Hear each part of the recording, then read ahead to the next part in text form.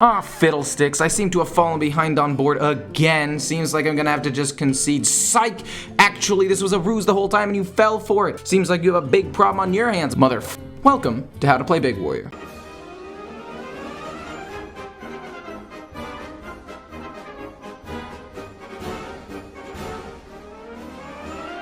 So if you're watching this video, you're probably wondering how to play Big Warrior, or you're wondering, is this a new broken deck I can use to destroy the ladder? Well, actually, this deck is pretty good. It has a surprising win rate on Hearthstone Replay, and even I have a positive win rate with it, which means it's gotta be pretty good. But before we talk about how to play the deck, we must first ask ourselves, what is Big Warrior? Well, if we delve into the enigma that is Big Warrior, we can see that this is primarily a control deck with a win condition of cheesing out big minions, hence the name. If you want to see aggro decks like Face Hunter or Aggro Druid cry, this is the deck for you. Why are we still here? Just to suffer every night. You see, the thing about Big Warrior is that you run almost nothing but removal and armor, so aggro decks can never really get minions to stick on the board. Then, right as they think they might have you on the ropes, they might kill you, they might have a shot, you drop a giant Divine Shield taunt minion on the board and they just cry. Honestly, it's a ton of fun. But before I hype the deck up too much, this deck does have a few really bad matchups, most notably Quest Mage. It is terrible for a few reasons. First, the deck is literally only removal cards and a few big minions, so since Quest Mage runs like 3 minions in total, 2 Wand Makers and Arcanist Dawn Grasp, it literally renders like 60% of this deck useless. 2, if you manage to get a few big minions out on the board, prepare to be disappointed when they all get frozen, devolving missiled, or straight up destroyed by Mage's endless removal.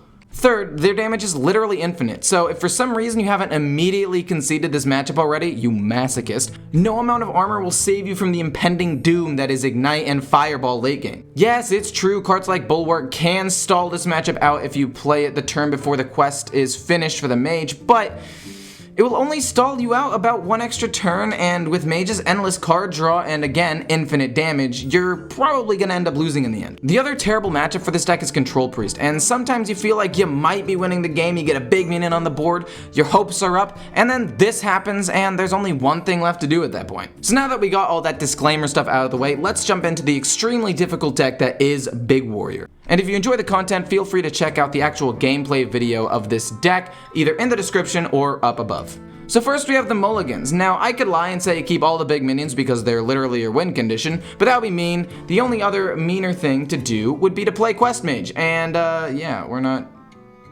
pieces of shit. So first we have the generation cards. Obviously, these are some of the most important cards in your deck because they are the ones that allow you to get more cards. It's simple economics, and trust me, I majored in econ in college. The 2 main cards you want to keep in this category are Athletic Studies and Corsair Cache. Athletic Studies you want to keep into basically any matchup because it gives you a minion on the board and it's a removal tool, so it works into basically any matchup.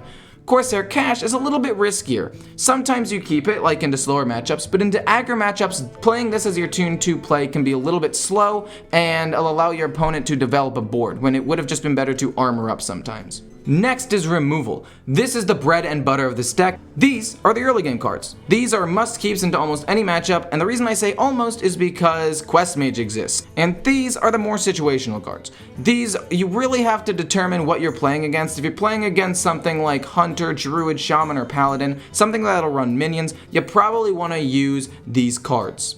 Next is the win condition cards. Now this is the moment you have all been waiting for. If you want to do stuff like this, or this, then you are going to have to keep these cards in your opening hand. The only matchups you don't keep it in are hard aggro matchups like Hunter and Druid because they're going to be very aggressive and might kill you early. Now the game plan of this deck is pretty simple, so let's run down everything turn by turn. Turn 1. Basically, you either pass or Athletic Studies because you have nothing else to do, and the best card to get from Athletic Studies is Karagath because he gives you another big minion that you can summon later on in the game. Turn 2.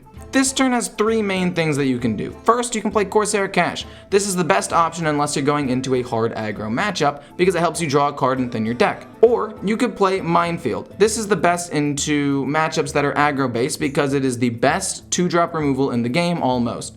Third, your last option is to just hero power because what else are you going to do with your mana if you have nothing else to play?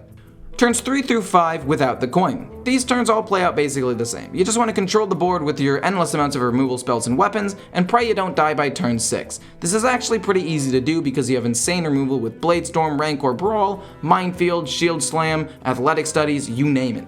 Turns 5 with the coin through 7. This is where the magic happens. This is where the stars align and everything just falls into place. Moments like this are where you transcend reality and think, has the prophecy finally been fulfilled? And then there are times you play against Quest Mage and they just crush your dreams immediately, and I mean crush them. Any semblance of hope that you had left after you make your best play, they chew it up, spit it out, and then just laugh in your face. But in all seriousness, basically what you want to do is you want to play Coin Cowardly Grunt turn 5, or turn 6 you want to either play Cowardly Grunt or coin out Commencement, and then turn 7 you just want to play Commencement. And last is the late game. At this point, you've pretty much established yourself as being in the driver's seat, and the only thing you need to do is either A, win the game through attrition, just endlessly control the opponent's board until they run out of resources, or B, flood the board with giant minions and slam them in the face until they die. This wouldn't be a guide video if I didn't give you a few quick combos, so here it goes. First is Heavy Plate and Shield Slam. This is a 2-card 4-mana combo that leads to 8 damage. This is perfect for killing flesh giants or any other annoying sticky minions. Next is a Big Minion and Provoke. It's a great way to get pressure on the board and also kill off a large board of minions, especially into aggro. And then the last is Brawl and Bladestorm, because Brawl will wipe the board and leave 1 minion left, and then Bladestorm will keep spinning until at least 1 minion dies. Well, that's basically it. If you want a control deck that can actually make it to turn 10 reliably, this is the deck for you. This deck destroys aggro, is okay against midrange because they usually can't deal with your big minions, but absolutely gets fucked by mage. Anyway, hope you guys enjoyed. See you next time.